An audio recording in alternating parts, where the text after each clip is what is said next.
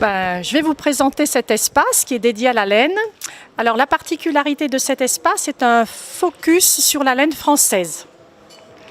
J'avais à cœur de montrer tout ce que l'on était capable, quand je dis on, je ne me mets pas dans le lot bien entendu, tout ce que les artistes, les artisans, les créateurs, les designers sont capables de réaliser avec la laine uniquement française. La filière laine en France, elle n'est plus ce qu'elle était, mais je suis sûre qu'elle va renaître, parce qu'il y a des signes. La filière laine en France, l'essor des synthétiques lui a été un petit peu dommageable. C'est-à-dire qu'après-guerre, lorsque les synthétiques ont été développés, les filières qui créaient les synthétiques avaient beaucoup de moyens, de publicité en particulier, et on ne voyait que par le synthétique, le polyester, le polyamide.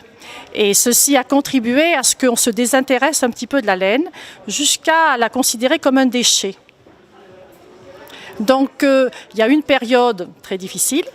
Ce qui rend encore difficile, c'est que la laine n'est pas payée à sa juste valeur, elle n'est pas considérée comme un matériau noble, mais des collectifs, des associations d'éleveurs, parmi lesquels il y a un bon nombre de femmes, se rebellent un petit peu sur cet état de fait et ont beaucoup d'énergie pour essayer de refaire vivre cette laine.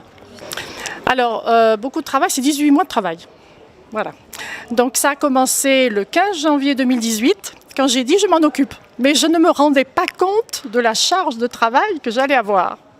Parce que finalement au départ, je me disais une petite exposition, j'en avais fait une ou deux comme ça, mais vraiment anodine, voilà.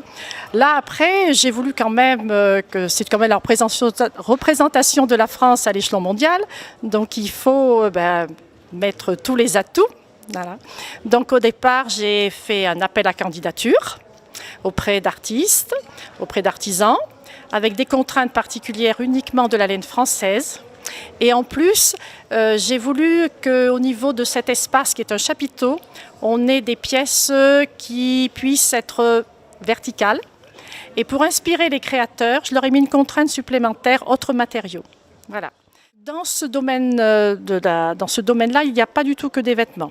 Il y a bien sûr des vêtements, mais des vêtements c'est traditionnel.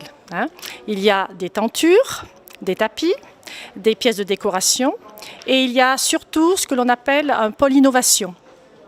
Donc l'innovation, c'est justement la laine contemporaine, celle sur laquelle il va falloir se pencher. Et c'est l'imagination des designers qui donne des pistes, et j'espère que les gens qui regarderont la partie innovation se diront oui, il faut y croire à la laine, il y a plein de possibilités, on était ignorants, on ne l'a pas regardé avec les bons yeux. Ah bien sûr, je vous attends, et puis vous allez être surpris. Alors j'espère que vous allez être surpris par l'esthétique des produits, par la variété des produits, et puis par la mise en scène.